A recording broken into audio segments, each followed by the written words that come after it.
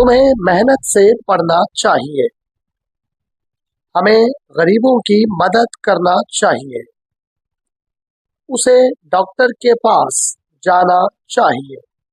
अगर हम नोट करें तो इन तमाम जुमलों में चाहिए जैसा लफ्ज हर जुमले में आया है। ये वर्ड अक्सर मशवरा देने के लिए इंग्लिश में इस्तेमाल होता है। अक्सर हम इस तरह के जुमले अपनी गुफ्तगू में इस्तेमाल करते हैं।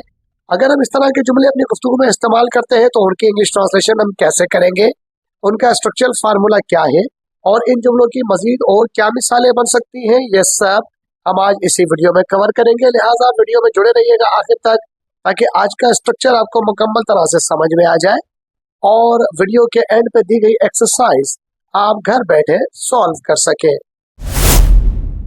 डेली यूज इंग्लिश सेंटेंसेस की आज की हमारी क्लास 43 है, यानी 43वीं क्लास है, जिसमें हम सीखेंगे उर्दू लफ्ज चाहिए की English translation.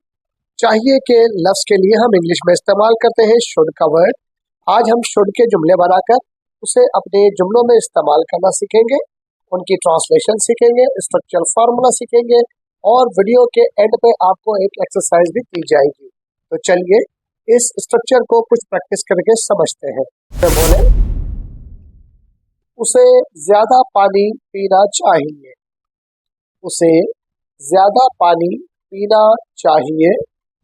She should drink more water. She should drink more water. इस जुमले में she सब्जेक्ट है, should हमारा वो स्ट्रक्चर है जो आज हम पढ़ रहे हैं, drink वर्ब है, more इस जुमले में एडवर्ब है और water इस जुमले में ऑब्जेक्ट है। उन्हें ध्यान से सुनना चाहिए। उन्हें ध्यान से सुनना चाहिए। They should listen carefully. They should listen carefully. इस जुमले में they सब्जेक्ट है, should वो स्ट्रक्चर है जो आज हम सीख रहे हैं, listen वर्ब है और carefully इस जुमले में एडवर्ब है। मुझे बाकायदगी से वर्जिश करनी चाहिए। मुझे बाकायदगी से वर्जिश करनी चाहिए। I should exercise regularly. I should exercise regularly. इस जुमले में I सब्जेक्ट है, should वो स्ट्रक्चर है जो हम सीख रहे हैं, एक्सरसाइज वर्ब है और रेगुलरली इस जुमले में एडवर्ब है। हमारे आज के स्ट्रक्चर फार्मूले की तरफ कि अगर हमें इस तरह के जुमलों की इंग्लिश ट्रांसलेशन करनी हो तो स्ट्रक्चर फार्मूला क्या होगा।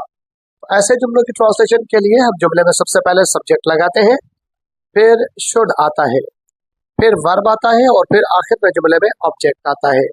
डू रिमेंबर कि हम शुड के साथ वर्ब की फर्स्ट फॉर्म इस्तेमाल करते हैं। For example, you should eat healthy food. You should eat healthy food. इस जुमले में यू सब्जेक्ट है, शुड वो स्ट्रक्चर है जो हम आज सीख रहे हैं, ईट वर्ब है और वर्ब की फर्स्ट फॉर्म है, फूड इस जुमले में ऑब्जेक्ट है।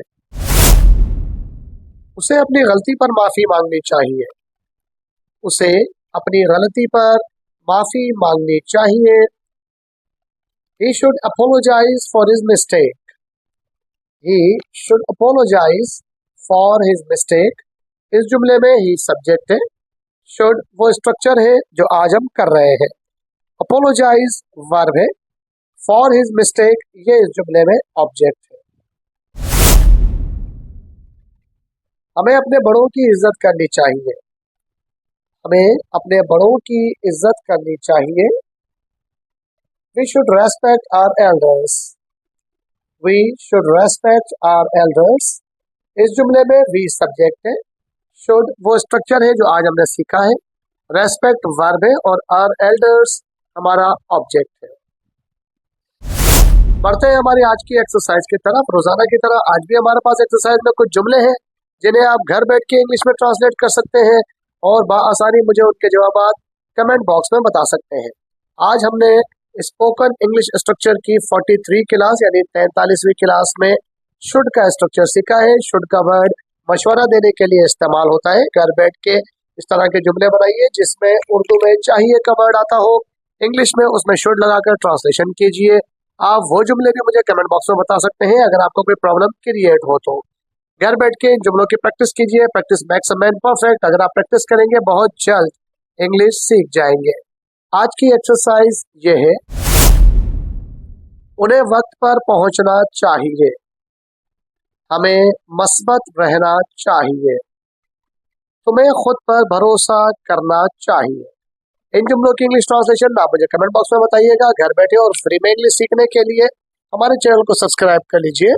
अगर आप हमारे चैनल पर नए सब्सक्राइबर हैं तो चैनल को सब्सक्राइब जरूर करके वीडियो को लाइक कर दीजिएगा, ताकि आने वाली वीडियोस के नोटिफिकेशन आपको वक्त पर मिल सके। अगर आप हमारे ऑलरेडी सब्सक्राइबर्स हैं तो रोजाना की तरह इस जुमलों की प्रैक्टिस करके, इनके ट्रांसलेशन करके मुझे कमेंट बॉक्स में बताइए और अपनी इंग्लिश को घर बैठे इंप्रूव कर लीजिए। हमारे चैनल पे 10 मिनट देना आपकी जिम्मेदारी है और आपको घर बैठे इंग्लिश में बेहतर बनाना हमारी जिम्मेदारी है। मिलते हैं अगली वीडियो में। अपना और अपने चैनल का ख्याल रखिएगा। टिल देन, अल्लाह हाफिज।